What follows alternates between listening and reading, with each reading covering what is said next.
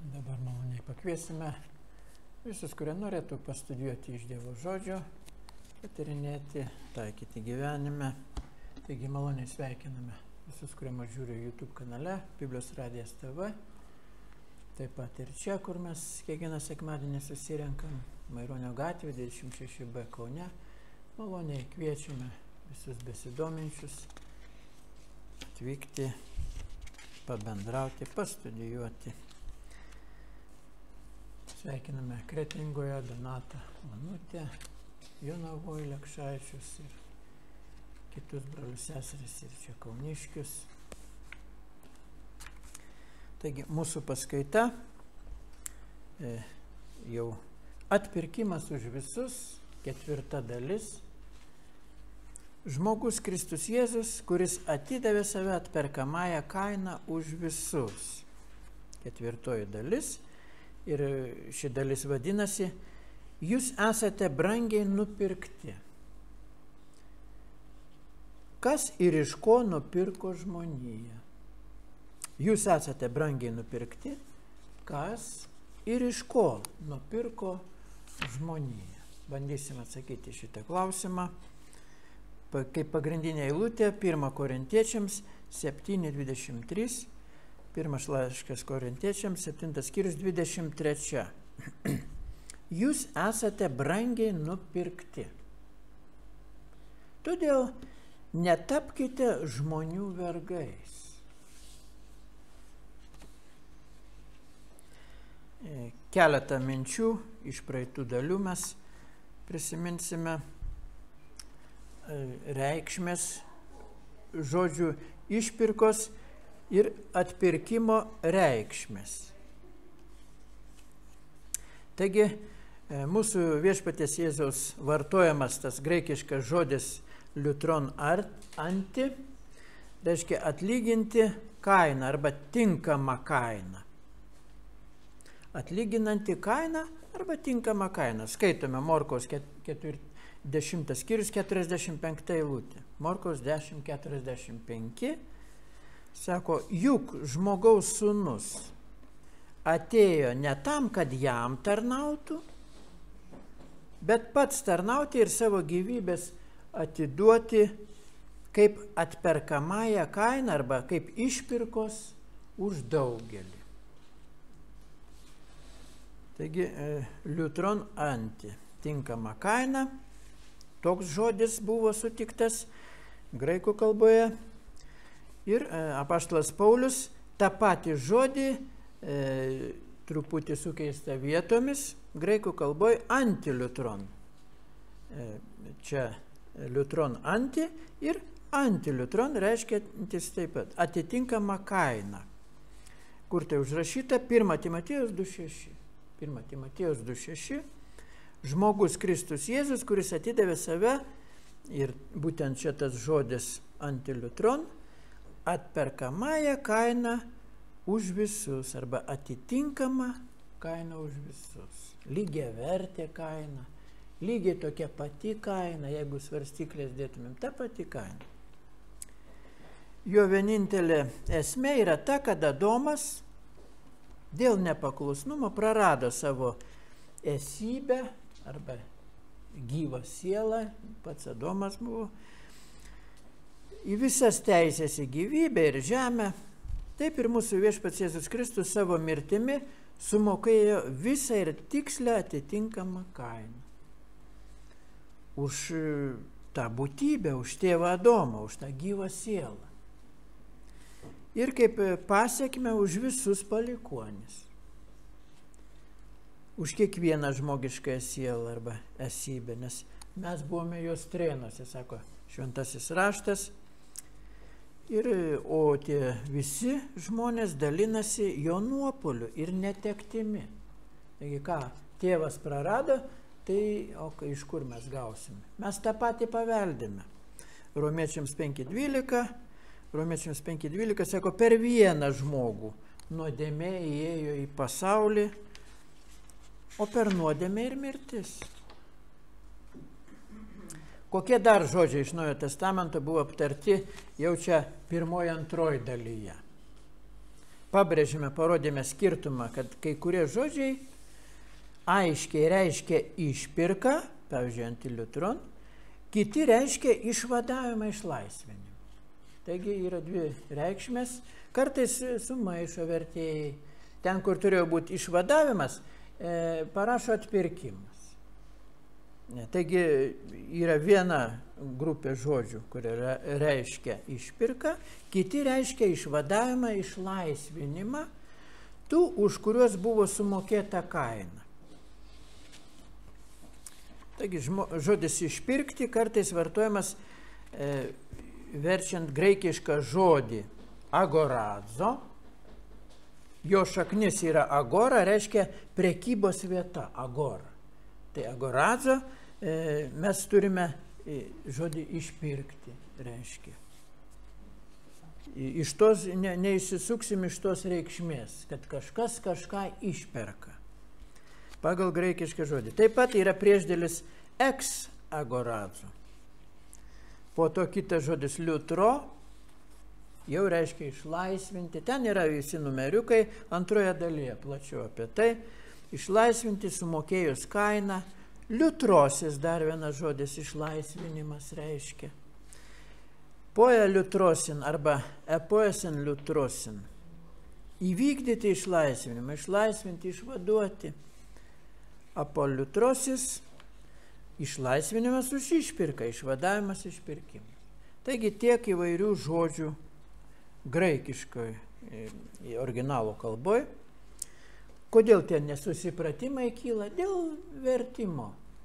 Ir kai kurie žodžiai aiškiai reiškia išpirką, kaip antiliutron, o kiti reiškia išvadavimą, išlaisvinimą, už kuriuos buvo sumokėta kaina. Taigi, kad aiškiau ar patikrinti, vienintelis saugus teisingas būdas remtis originalo žodžiu ir jo reikšme. Tiesiog pasidomėti. Tačiau konkretus šventojo rašto teiginys, kad mūsų atpirkėjas nupirko, atpirko, skirtas žmonėms, kad suteiktų pilną tikėjimą. Mes vėliau dar jau kitą turbūt sekmadienį patyrinėsim, kad izraelitai keliavo, sutiko, mato vanduo, negalima gerti tą vandenį. Įmetė medžio šaką ir vanduo tapo švarus. Taigi čia yra simbolis atpirkimo. Koks svarbus mokslas apie atpirkimą, visas klaidas pašalina ir jau galima gerti šitą vandenį. Apie tai mes plačiau kitą kartą. Taigi, kad suteiktų pilną tikėjimą, padedant suprasti, jog mirties bausmės nuėmimas nėra teisingumo pažeidimas. Jeigu nuėmė tą mirties bausmę, reikia suprasti, kokiu pagrindu nuimta ta mirties bausmė Adomui ir visai žmonijai. Bet jo reiškia teisingumo patenkinimas, meilė. Tai yra, kad nuėmė tą bausmę. Patvirtinimas, kad Dievo meilė ir teisingumas veikia visiškoje darnoje. Ir tai suteiks mums pasitikėjimo, bestudijuojant būtent tos dalykus, suteikia mums pasitikėjimo, jog tie patys principai amžinai bus visatoje, viešpataus visatoje. Tai įtikina, kad rūstybė, Dievo rūstybė, prakeikimas bus nuimti nuo visų, kurie per tarpininką Jėzų pasieks santaiką su Dievu. O kas nepasinaudos šią malonę, mes jau skaitėme praeitą kartą, bus sunaikintas antroje mirtyje. Kodėl? Nes ta Dievo rūstybė lieka ant jo. Jono 3.36. Jono 3.36 aiškiai sako, kas netiki į sūnų, gyvenimo nematys, ant jo pasilieka Dievo rūstybė. Ne tai, kad mes sutinkam gatvėje, kad kažkas gazdina, sako, tikite Jėzų Kristų, jei ne, tai eisit pragaran.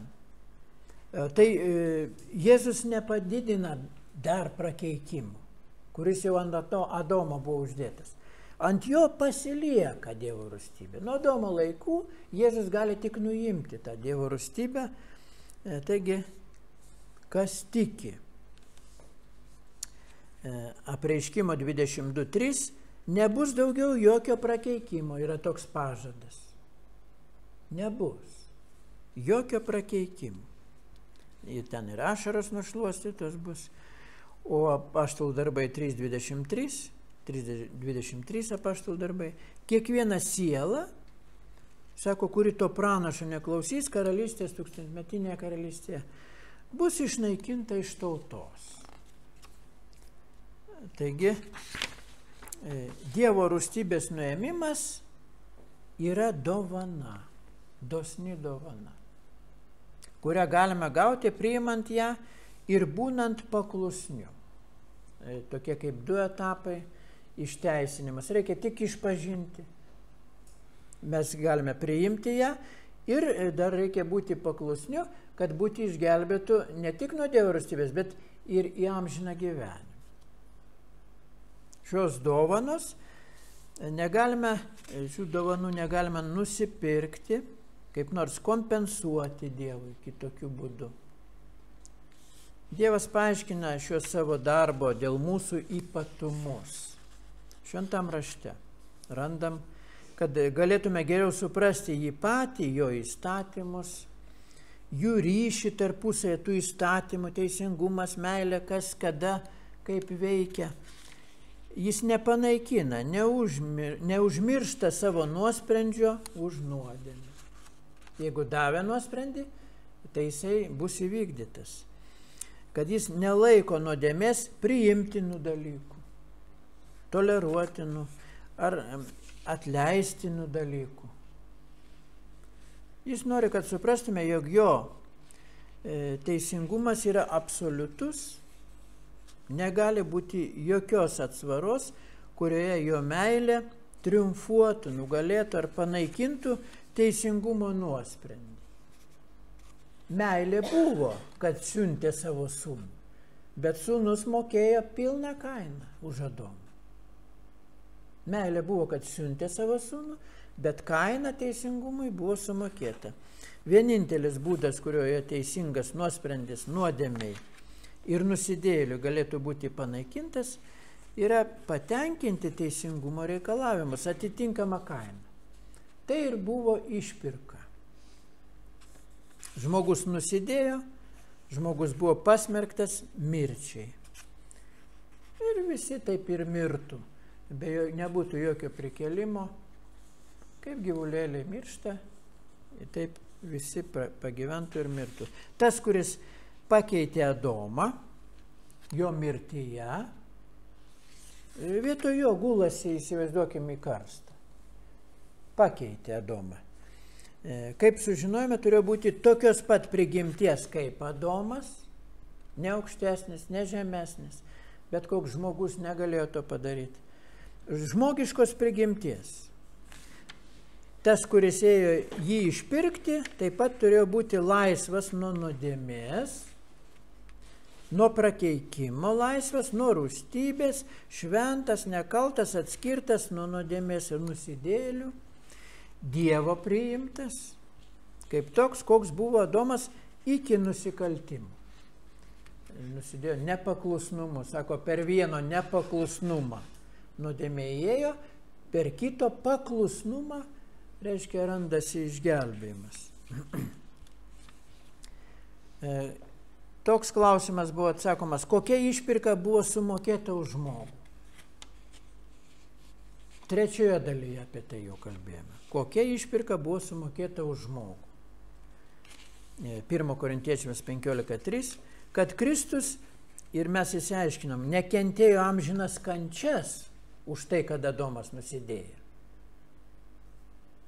Ne taip Dievas pažadėjo. Sako, mirte numirsi. Į neamžinos kančius. Taigi ir Kristus nekentėjo amžinų kančių, bet numirė už mūsų nuodėmes pagal raštus. 1 Korintiečiams 15.3.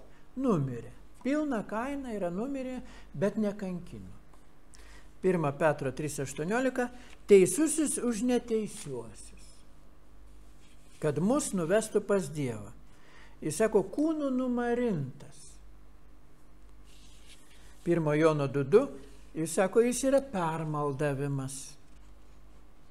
Už mūsų, tai reiškia už bažnyčios nuodėmes, ir ne tik už mūsų, bet ir už viso pasaulio. 1 Jono 2:2. Ne tik už mūsų, bet ir už viso pasaulio. Kaip tie, katrie neina į bažnyčią, irgi už juos sumokėta kaina. Taip, sumokėta kaina reiškia už nuodėmes, už tą tikrąją bažnyčią, kurios vardai užrašyti danguje, ir už viso pasaulio nuodėmes. Raštas sako taip, Romiečiams 6:23, atpildas už nuodėmę mirtis. Ne amžini kankinimai, bet mirtis. Sužinokim tą tiesą. Ir štai va, tas medis, kuris įmetamas į vandenį, apvalo šitą tiesą bjaurę, kurią gazdina visus žmonės. Suprantant apie atpirkimą, jau aišku, kad atpildas už nuodėmę yra mirtis. Ezekėlio 18:4, visi žmonės yra mano, ir tėvas, ir sūnus, siela, kuri nusikalsta, mirs, sako. Net Jėzus, sako, atidavė savo sielą mirčiai. Izaja 53 skyriuje. Taigi, aiškiai mums parodoma, kaip tobulai ši bausmė buvo patenkinta arba įvykdyta už mus. Romiečiams 4:25 ir sako, paaukota dėl mūsų nusikaltimų, Romiečiams 4:25, maža to, prikelta mums išteisinti. Jėzus ne tik yra atpirkėjas, bet jis dar turi daug pareigų, kurias turi atlikti gyvas.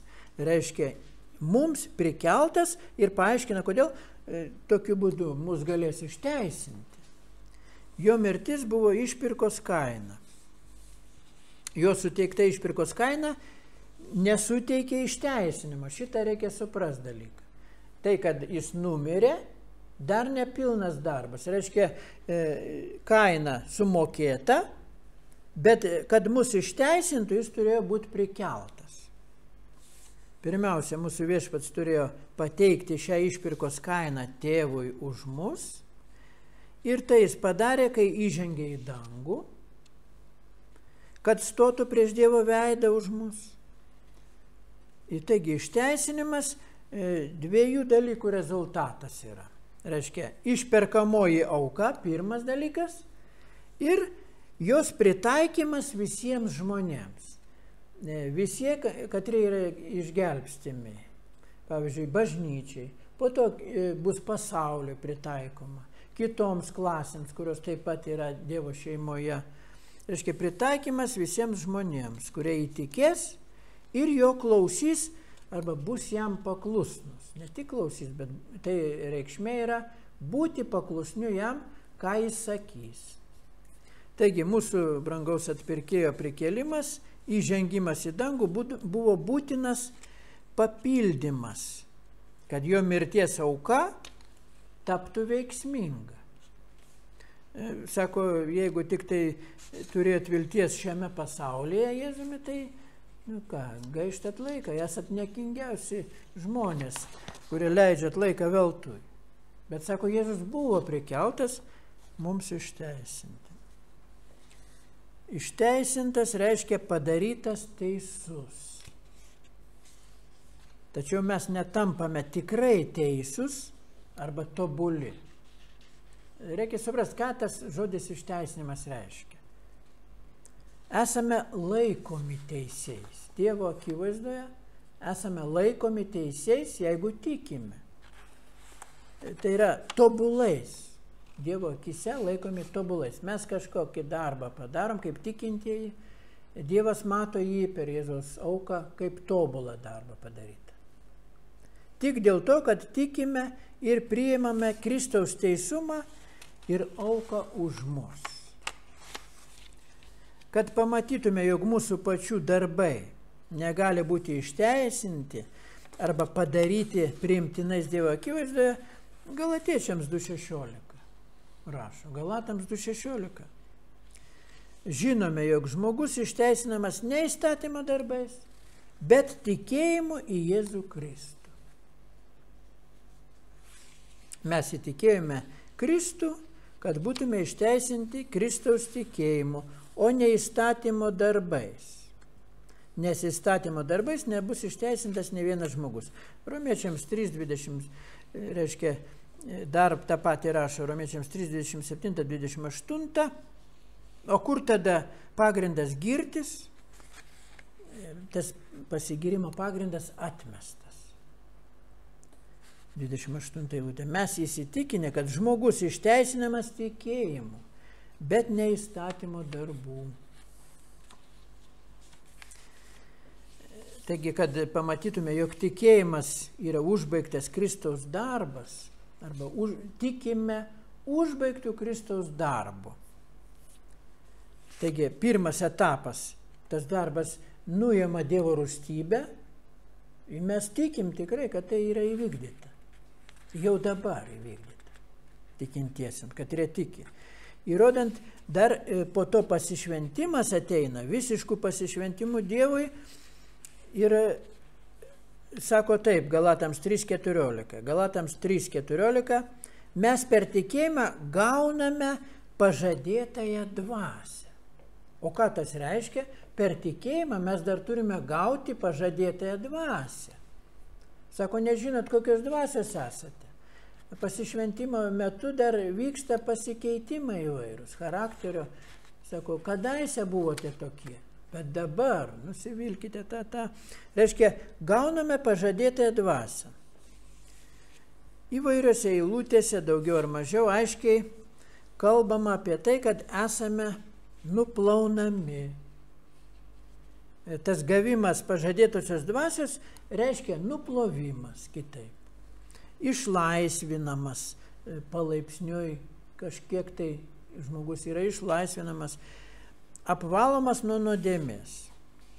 Taigi daugelis eilučių mes paskaitysime, kad patvirtina tą išpirkimo doktriną, kurią tyrinėjame, nes tame pačiame kontekste aiškiai sakoma, kad apvalomoji galia yra Kristaus kraujas. Apvalomi tai taip, bet kokiu pagrindu? Kristaus kraujo pagrindu. Mūsų aukos, viešpaties aukos nuopelnų. Pavyzdžiui, 1 Jono 1:7. 1 Jono 1:7. Jo sūnaus Jėzaus Kristaus kraujas apvalo mus nuo visų nuodėmių. Taigi, koks kraujas? Jėzaus kraujas apvalo. Jis yra pralietas pirmiausia, o po to vyksta apvalymas. Mūsų apvalo nuo visų nuodėmių. Gali apvalyti nuo visų nuodėmių. Atgaila, tikėjimas jo kraujo galia ir nuodėmė apvalyta. Apreiškimo 1:5 sako, nuplovė savo krauju mūsų nuodėmę. Patvirtina apreiškimo 1:5. 1 Korintiečiams 6:11 sakote, buvote jūs tokie, bet dabar esate nuplauti, pašventinti, reiškia atskirti, jie į pasišventimą parodėt krikštų tą pasišventimą suaugusiųjų, išteisinti viešpaties Jėzaus Kristaus vardu ir mūsų Dievo dvasia. 2 Petro 2 skyrius 22, 2 Petro 2:22,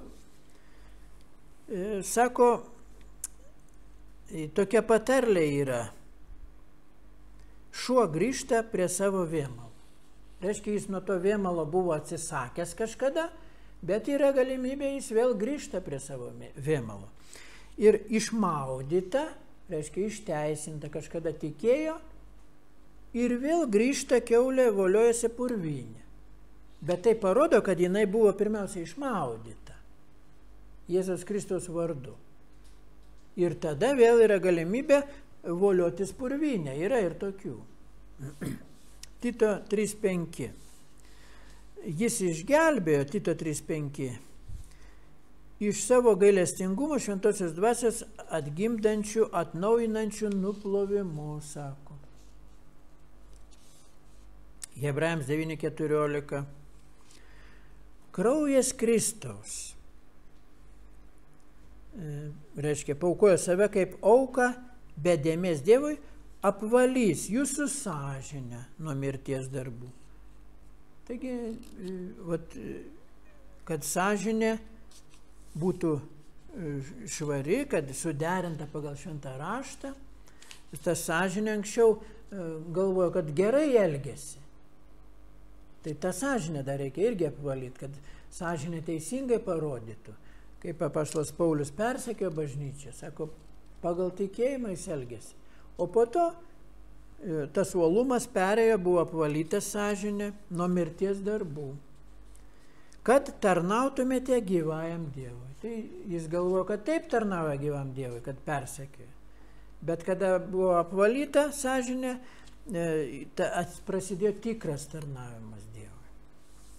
1 Petro 1.19 esate atpirkti nuo betikslio iš protėvių paveldėto gyvenimo būdo. Taigi matėme, kaip tėvai elgėsi, galbūt buvo netikintis. Tai iš tokio elgesio mes esame išpirkti, nuplaudami. Nenykstančiai turtų ar sidabrų, bet brangiuoju krauju Kristaus. Ir to avinėlio be kliaudos ir dėmės. Taigi tas avinėlis per visą šventą raštą, Seną testamentą, yra kaip įvaizdis, vaizdas, tipas, reiškia Jėzaus. Išteisinimas simboliškai vaizduojamas kaip teisumo drabužis.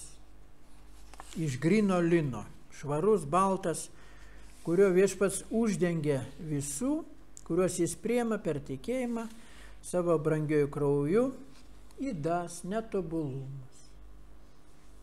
Visi mūsų pačių teisumo siekiai, jeigu imsim taip be Jėzaus nuopelnų, irgi kaip drabužis, bet suteptas, kaip škarmalas. Kaip Izaijo 64.6 sako, esame lyg nešvarūs, mūsų teisumas lyg purvini skarmalai. Taigi Jėzaus rūbas baltas, o mūsų, jeigu mes iš savęs turėtumėm ugdytis, tai čia ir yra tas skirtumas, kada ten psichologiniais dalykais ugdosi be Kristaus. Bando kažką padaryti savo jėgom, tai vis tiek būna kaip škarmalai. Palyginus su Jėzaus išteisinimu. Kaip atrodo Dievo akyse tas dalykas.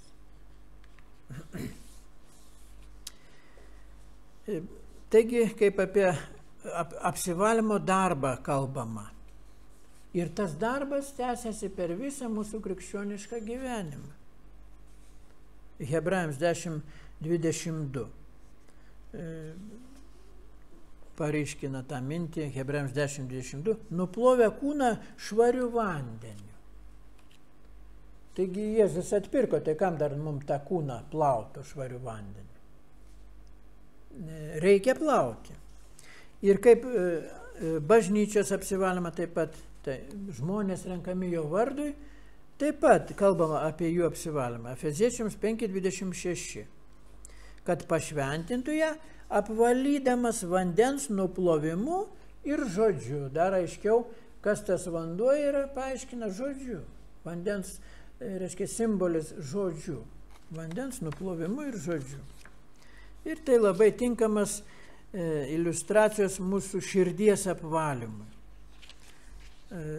Sako Korintiečiams 2 Korintiečiams 7.1, apsivalykit nuo kūno ir dvasios susitepimų. Tai reiškia tų kūno nešvarumų nuplovimui ir visiškai aišku, kad šiuose eilutėse kalbama apie kasdieninį gyvybiškai svarbų dalyką. Ne tą, ką Jėzus atliko vienu ypu, išteisino mus. Tai automatiškai vienu metu atlikta, viskas padaryta. Bet kasdienis darbas yra apsiplovimas, nuplovimas vandenimi simboliniu ir žodžiu. Taigi visi šie minčių, žodžių, darbų apsivalymai, visos šios pastangos priartinti mūsų mirtingąjį kūną prie labiau atitinkamo panašumo Dievo valios Kristuje, tai tas vidinis žmogus. Remiasi mūsų ankstesniu Kristaus priėmimu. Pirmas dalykas mes išpažįstame tai ir mūsų išteisinimu per tikėjimą jo krauju. Taigi, pirmiausia, esame priimami per tą mylimąjį, Efeziečiams 1:6, reiškia, jo malonės apdovanojo mus mylimajame, sako Efeziečiams 1:6, šlovės gyriui. Jame turime atpirkimą per jo kraują ir nuodėmių atleidimą. O tada mes kasdien dedame jau pastangas, siekdami to šventumo. Sako, jeigu tokie kaip jis, tai ir elkitės taip kaip jis. Įrodome savo atsidavimą teisumui ir troškimą patikti viešpačiui. Taigi tie sūnus, net jiems praktiškai nereikia sakyti, kad koks jų elgesys turėtų būti. Vien kad titulas sūnus, Dievo vaikai, jau reikia žinot, koks mums pridera, kaip mes turėtume elgtis. Ne iš prievartos, bet tiesiog žinot, kaip Dievo vaikai. Kaip dažnai šventame rašte mūsų viešpats minimas kaip mūsų auka už nuodėmę. Kur tai paminėta? 1 Jono 1:29. 1 Jono 1:29.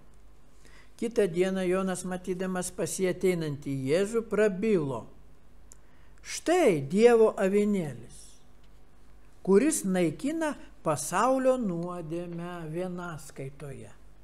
Ta, kurioje Adomas nepaklusnumo nuodėmę. Vieno paklusnumu ir kito, vieno nepaklusnumu, o kito paklusnumu, sako.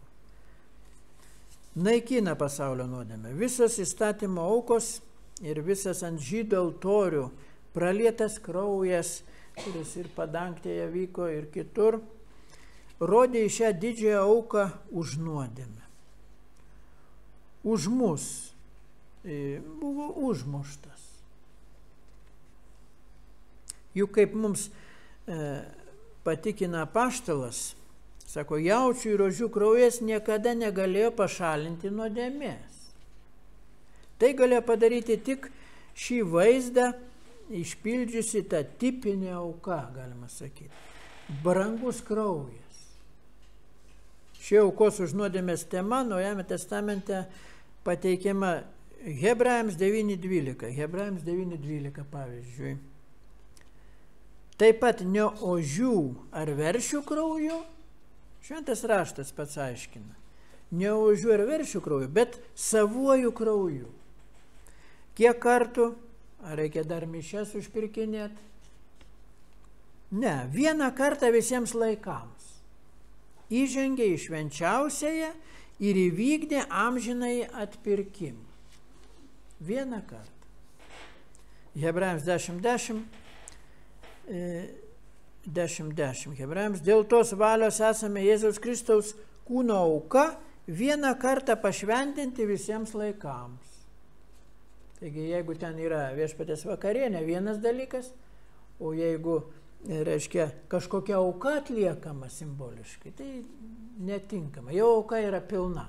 Ją galima prisiminti, bet nekartot tos aukos, kas daroma mišiuose. Efeziečiams 5:2. Taigi vėl tas supratimas išpirkimo reiškia ir šitą klaidą apvalo. Dievo žodį galime jau gert švarų tada. Reikia tą medį įmesti, ant kurio buvo pakabintas tos visos nuodėmės. Efeziečiams 5:2. Gyvenkime mylėdami. Kaip ir Kristus pamilo mus, atidavė už mus save kaip atnašą kvapę auką Dievui. Mes čia sakysim, kam sumokėta ta auka, tai šitą eilutę pasako kam. Kaip kvapni auka Dievui. Dievo teisingumui. 1 Korintiečiams 5:7. 1 Korintiečiams 5:7. Todėl išmeskime senąjį raugą, mūsų elgesys, kad taptumėte naujų maišymų. Jūs esate juk nerauginti, nes jau paskerstas mūsų Paskos avinėlis, katras, ten kažkur. Ne.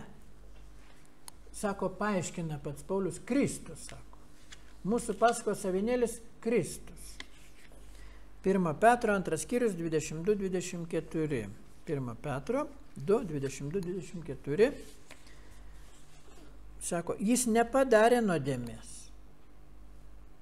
Ir jo lūpose nerasta klastos. Šmeižiamas neatsakė tuo pačiu. Tai Jėzus pavyzdys mum, kaip mes turėtume apsiplauti. Reiškia, šmeižiamas neatsakė tuo pačiu.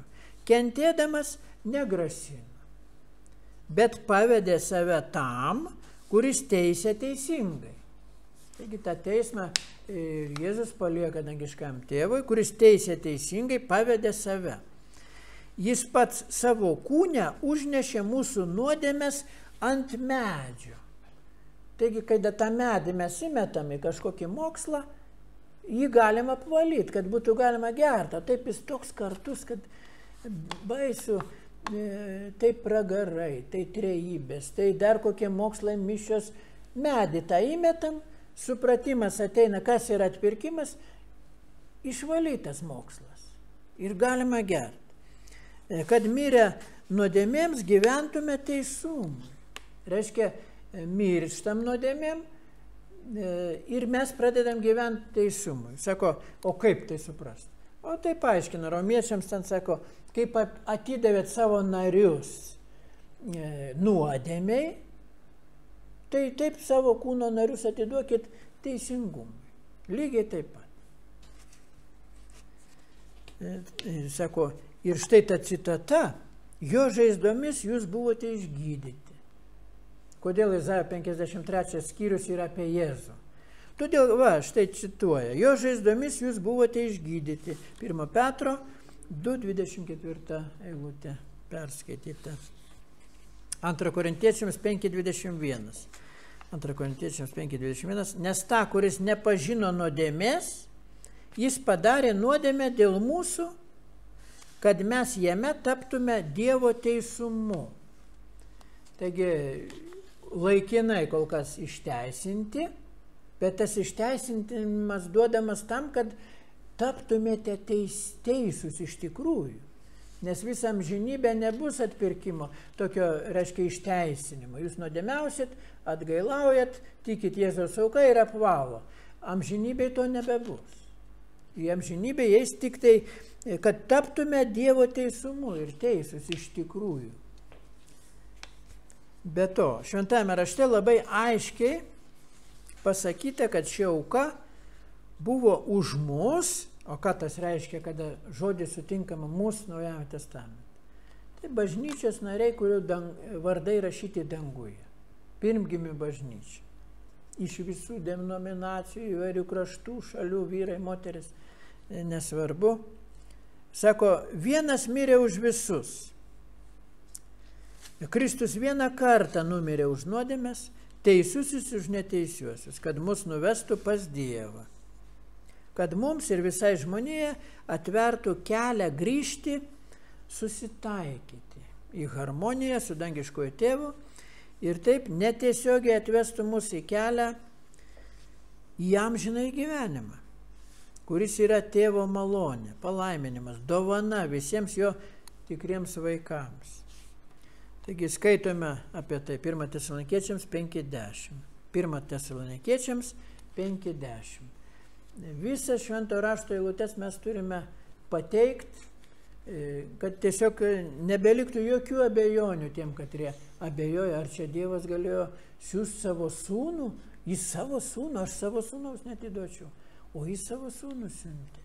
Nesupranta tos meilės. Taigi 1 Tesalonikiečiams 5.10. Kuris mirė už mus, kad mes ar budėdami, ar miegodami gyventume kartu su juo. Toks pažadas. Romiečiams 5.8. Romiečiams 5.8. O Dievas mums parodė savo meilę tuo, kuo? Kad Kristus mirė už mus, kai tebe buvome nusidėjėliai.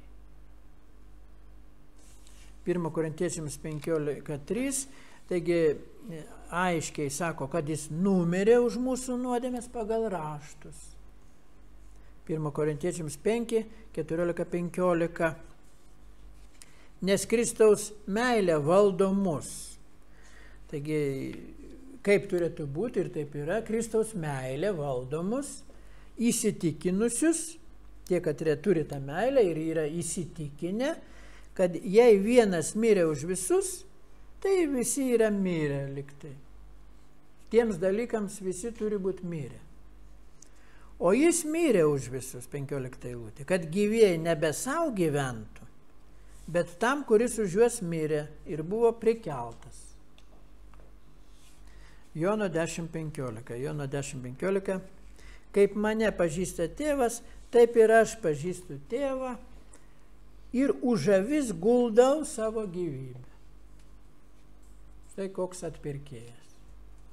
Už avis guldau savo gyvybę. Jono 11.50-52 eilutės, Evangelija pagal Jono 11.50-52.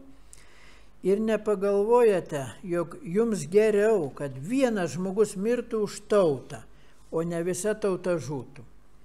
Jis tai pasakė ne iš savęs, būdamas tų metų vyriausiasis kunigas, tai žydų tautos, pranašavo, jog Jėzui reikės mirti už tautą. Ir ne tik už tautą, bet tam, kad surinktų išsklaidytusius Dievo vaikus. 1 Petro 2.24, 1 Petro 2.24, jau skaitėme, kad užnešė tas mūsų nuodėmes ant medžio.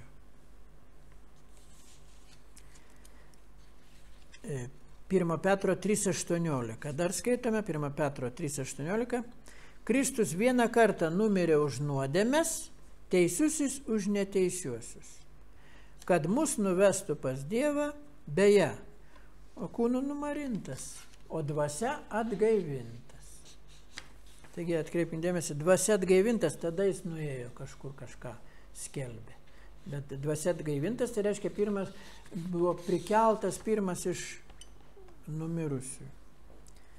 Kad būtent žmogus Jėzus Kristaus mirtis, jo kraujas užtikrino mūsų išlaisvinimą iš nuodėmės ir mirties.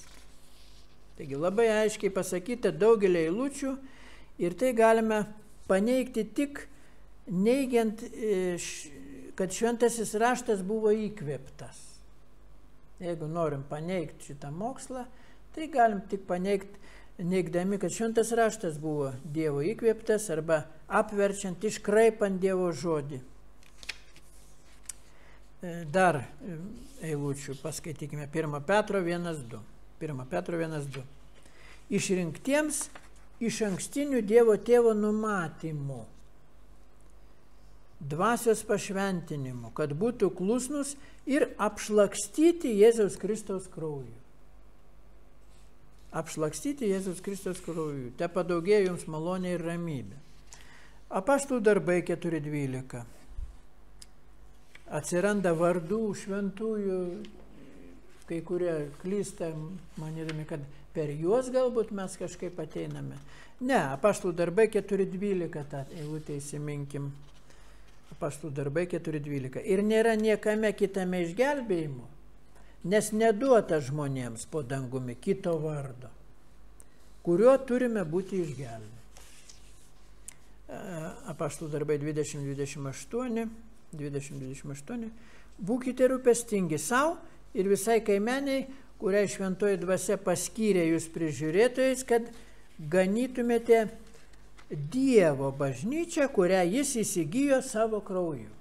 Taigi ta bažnyčia nėra popiežiaus, nėra kunigų, kokių nors vyresniųjų ir taip toliau, bet sako, ta Dievo bažnyčia, kurią jis įsigijo savo krauju.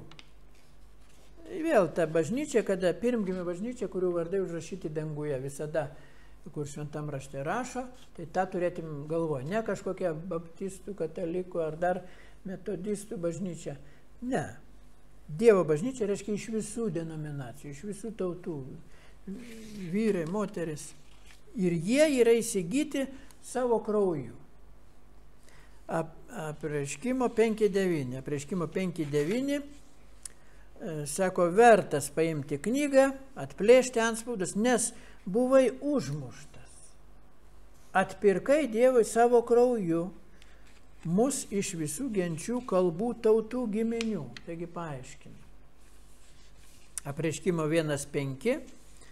Taigi tas ištikimasis liudytojas Jėzus Kristus, kuris pamilo mus ir nuplovė savo krauju mūsų nuodėmes. Dar Romiečiams 5:9. Romiečiams 5:9. Dabar esame išteisinti jo krauju. Per jį būsime išgelbėti nuo rūstybės. Štai kaip, reiškia, yra išgelbėjimas nuo rūstybės ir mes dabar visi, kad ir tikime Jėzaus, nuo to esame išgelbėjami. Bet dar yra skirtumas būti išgelbėtas nuo rūstybės ir būti išgelbėtas amžinam gyvenimui. Tai čia jau reikia, sako, su baime ir drebėjimu atlikite savo išgelbėjimą. Hebrajams 13:12 Jėzus, norėdamas savo krauju pašventinti tautą, kentėjo už vartų. Simbolis iš Seno testamento. Taigi, esame brangiai nupirkti, kaip pagrindinė eilutė, kas ir iš ko nupirko. Kodėl ir kokiu tikslu. Pabandykime atsakyti dar į tą klausimą, kas iš ko nupirko, kokiu tikslu. Į pagal tą mūsų pagrindinę eilutę, 1 Korintiečiams 7:23, jūs esate brangiai nupirkti, todėl netapkite žmonių vergais. Perspėja. Nes buvai užmuštas, atpirkai savo krauju iš visų genčių, kalbų, tautų, giminių. Skaitėme Apreiškimo 5:9. 2 Petro 2:1 pasako tokį dalyką. 2 Petro 2:1. Buvo tautoje ir netikrų pranašų. Kaip ir tarp jūsų bus netikrų mokytojų. Taigi, religijos sferoje nereikia tikėtis, kad visi mokytojai bus teisingi. Sako, bus netikrų mokytojų, kurie paslapčiai įves pražūtingų erezijų, išsigindami net juos atpirkusio viešpaties. Taigi, vėl tas išgydymas mokslo, suprast reikia išpirkimą. Sako, kaip tos erezijos? Tokios net, kad išsigindami net juos atpirkusio viešpaties. Ir užsitrauks greitas žlugimas, sako. Šventojo rašto įrodymai, kad žmogus buvo nupirktas, yra vienareikšmiai. Kaip jau minėjome, už šio žodžio slypintis graikiškas žodis agorazo. Reiškia viešą išpirkimą. Taigi kyla klausimas, kas nupirko žmogų, iš ko žmogus buvo nupirktas, kodėl žmogus buvo nupirktas, jau čia kitoj dalyje. Eilės tvarka galime šiek tiek dar aptarti. Taigi, pirma, kas nupirko žmogų? Jau cituotas eilutėse aiškiai, nedviprasmiškai teigiama, tiek klausėme eilutės, kad net ne tik žmogus buvo nupirktas, bet kad jį nupirko pats viešpats Jėzus Kristus. Paaiškino ir kas jį nupirko. Be to, šios ir kitos eilutės nepaprastai įtikinamai mus patikina, kad pirkimo kaina buvo brangus Kristaus kraujas. Jo gyvybės auka.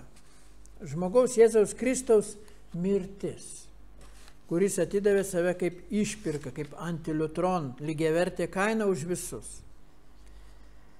Taigi, mylimieji broliai seserys, laikydami šį punktą, jau neginčiamai įrodytų, galime prie antro klausimo pereiti.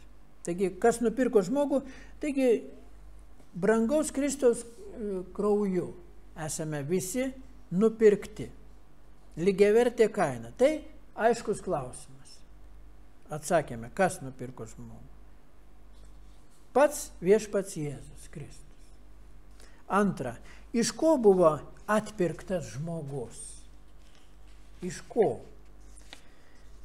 Tiesos priešininkai pašaipiai klausia, ar Dievas mus nupirko iš velnio, nes jis tvirtina, kad jokia kita kaina niekam kitam negalėjo būti sumokėta. Kaip Dievas pats iš savęs? Ne, liktai gal velnias užgrobė, iš jo reikėtų atpirkti.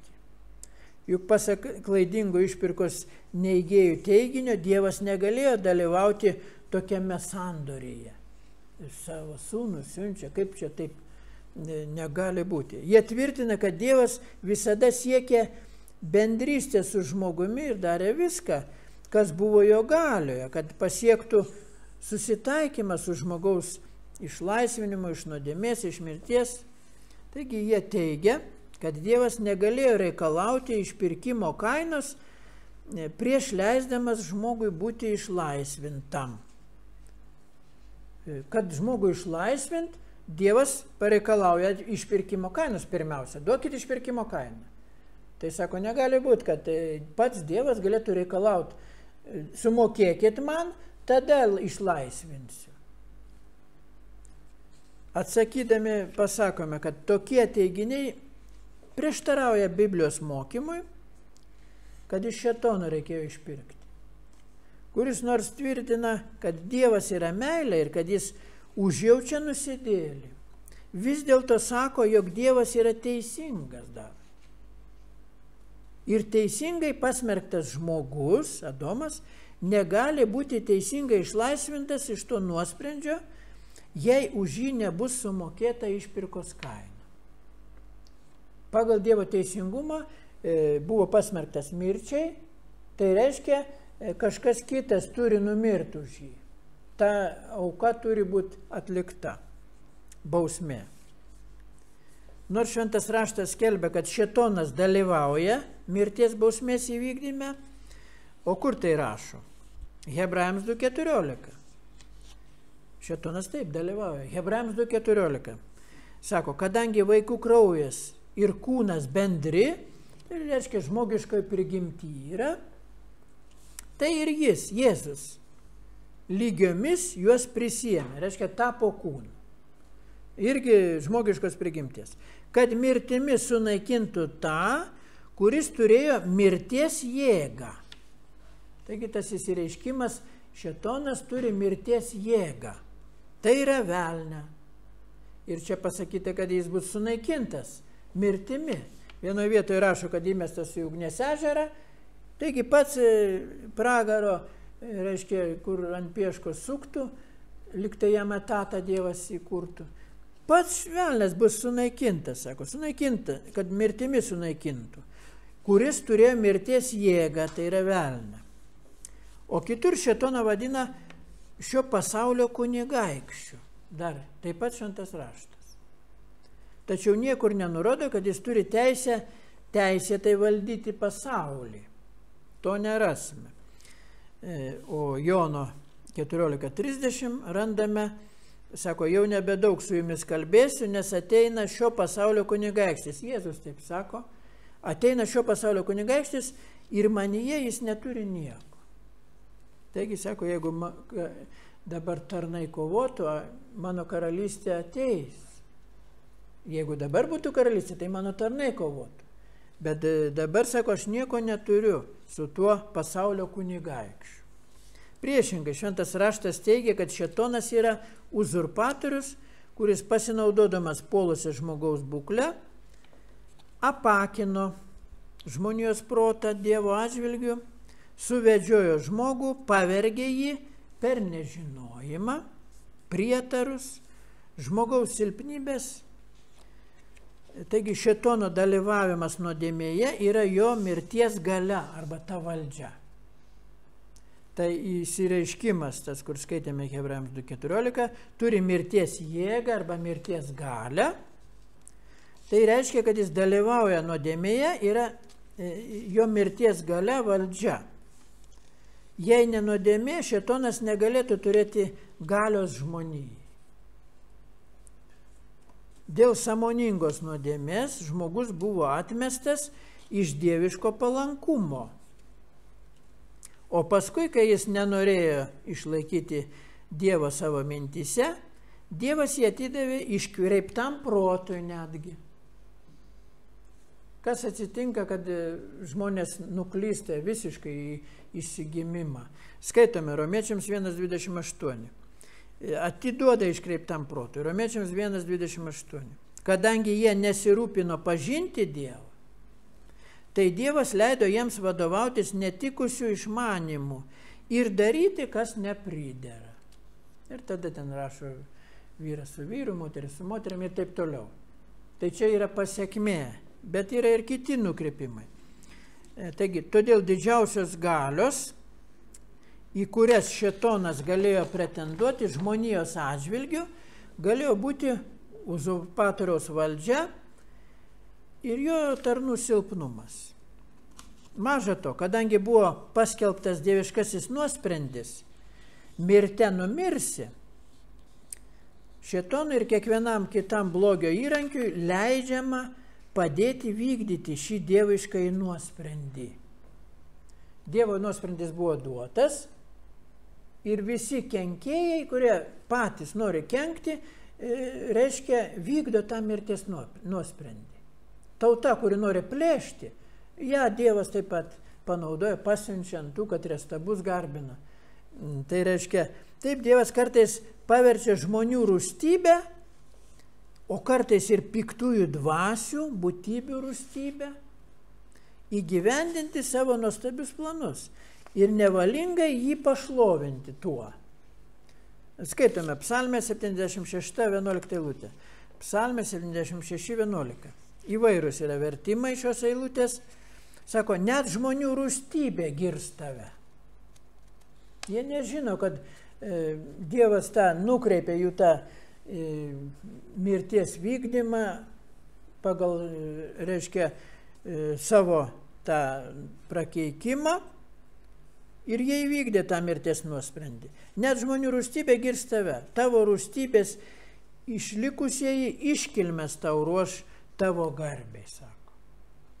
Reiškia, šlovins tave simboliškai. Tačiau Dievas niekada nepripažino šėtono žmonijos valdovu. Žmonija buvo Dievo kūrinys, už viską, ką turi, yra jam skolinga, Dievui skolinga. Tačiau nesugebėdama Dievo pripažinti ir jam paklusti, ji užsitraukė savo nuosprendį, nepaklusnumu. tą nuosprendį užsitraukė Adomas, sąmoningai. Dieviško įstatymo prakeikimą, kaip neverto gyvenimo, ir liko po nuosprendžių žmonėje. Dieviškas teisingumas mūsų pirmosius tėvus nubaudė mirties prakeikimu. Ir pagal dieviško teisingumo nuosprendį žmonėje tebėra mirusi. Sako, mirė, tegu laidoja savo mirusiuosius. Tačiau gyvenimo viltis įmanoma tik per atpirkimą Kristuje. Kadangi dieviškasis teisingumas buvo teisėjas, buvo tas teisėjas, kurio nuosprendžiu ir iš žmogaus buvo atimta gyvybė, dieviškam teisingumui būtinai turi būti sumokėta išpirkos kaina. Ne šėtonui, bet dieviškam teisingumui. Turi būti sumokėta išpirkos kaina, kad būtų išlaisvintas kalinamasis Adomas.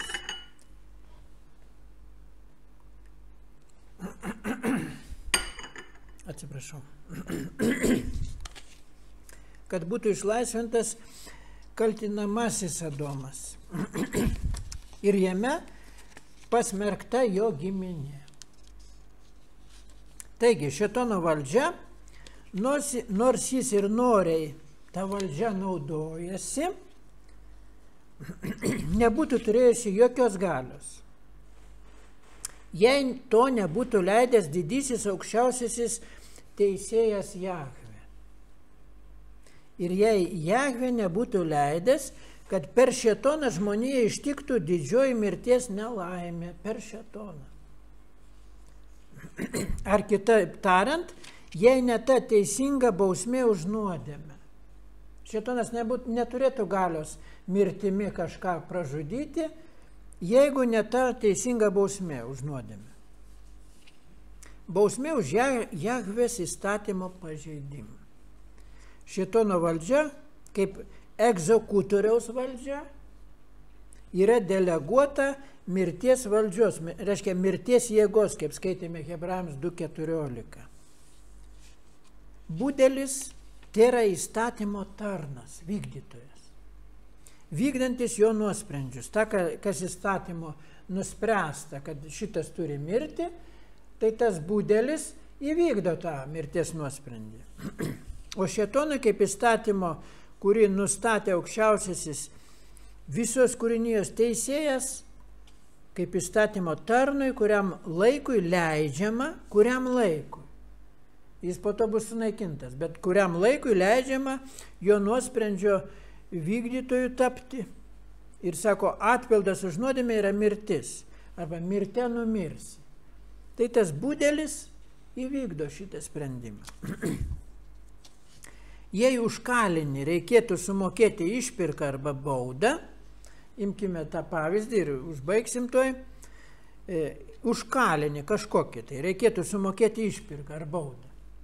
Ji būtų mokama ne kalėjimo prižiūrėtojui ar egzekutoriui, bet teismui, kurio nuosprendis to reikalavo.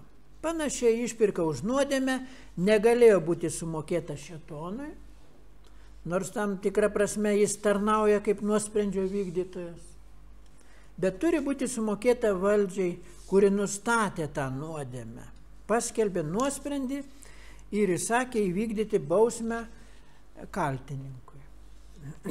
Taigi pats protas mums sako, kad išpirkos kaina už žmogaus nuodėmę turi būti sumokėta Dievui, visų teisėjų. Taigi dabar, kas šventasis raštas apie Kristaus auką, apie jo atliktą atnašą? Ar ten sakoma, kad ji buvo sumokėta šėtonui ar Dievui Jahvei, kada skaitėme mes? Atsakydami šį klausimą, pasakysime, kad visuose žydų laikotarpio vaizduose, kurie yra kaip šešėlis geresnės aukos, kuri iš tikrųjų panaikina pasaulio nuodėmę, buvo pateikiamos Dievui kunigo simbolizuojančio mūsų viešpatį Jėzų Kristų rankomis. Visur rodomi, kad kunigai kažką aukojo ir kam? Dievui. Bet apie tai, mylimieji broliai ir seserys, jau tyrinėsime kitose šios temos dalyse. O 1 Korintiečiams 7:23 užbaigėme mūsų tekstų. Jūs esate brangiai nupirkti. Ir supratome, iš ko ir kam sumokėta ta kaina. Todėl netapkite žmonių vergais. Amen.